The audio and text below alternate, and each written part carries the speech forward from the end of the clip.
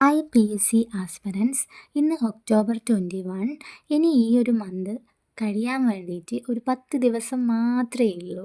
പിന്നെ നവംബർ വരും, പിന്നെ ഡിസംബർ വരും, അങ്ങനെ നമ്മുടെ വർഷം അങ്ങ് കഴിയും. 2025 നമ്മളോട് ബായ് പറഞ്ഞങ്ങ് പോകും.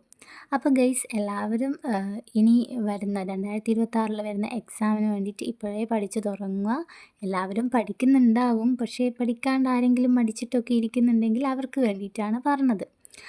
ഇന്ന് ഞാൻ നോക്കിയിട്ടുണ്ടായിരുന്നത് കുറച്ച് പെൻഡിങ് ടോപ്പിക്കുകളാണ്. അതായത് ഡേ 3 തിരുവിതാംകൂറിൻ്റെ ചരിത്രത്തിൽ റാണി ഗൗരി പാർവതിബായിയെ കുറിച്ചിട്ടുള്ള കുറച്ച് ടോപ്പിക് ഉണ്ടായിരുന്നു.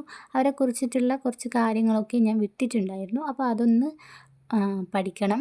പിന്നെ അതേപോലെ തന്നെ ഡേ 4 അന്തരീക്ഷത്തിനെ പറ്റിയിട്ട് കുറച്ച് പഠിക്കാനൊക്കെ ഉണ്ട്.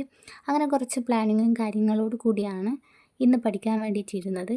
പഠിക്കാൻ വേണ്ടി ഇരിക്കുന്നതിന് മുന്നേ ഗൈസ് ഒരുപാട് പണികളുണ്ടായിരുന്നു വീട് ക്ലീനൊക്കെ ചെയ്യാൻ വേണ്ടിയിട്ട്. ഇന്ന് വീട്ടിൽ അമ്മയൊന്നുമില്ല, അതുകൊണ്ട് തന്നെ. പിന്നെ ഉണ്ടല്ലോ ഗൈസ്, എൻ്റെ നോട്ട് ഏകദേശം തീരാറായിട്ടുണ്ട്. ഇനി 2 ക്ലാസ്സും കൂടെ എഴുതി കഴിഞ്ഞാൽ നോട്ട് അങ്ങ് ഫിനിഷാവും. ഞാൻ മാത്സ് ആണെങ്കിലും ഇംഗ്ലീഷ് ആണെങ്കിലും മലയാളം ആണെങ്കിലും വേറെ വേറെ എഴുതും. പിന്നെ നമ്മുടെ chemistry, physics, biology, Indian history, Kerala history, geography എല്ലാം ഒരു നോട്ടിലാണ്. അങ്ങനെയാണ് ഇപ്പോൾ എഴുതുന്നത്.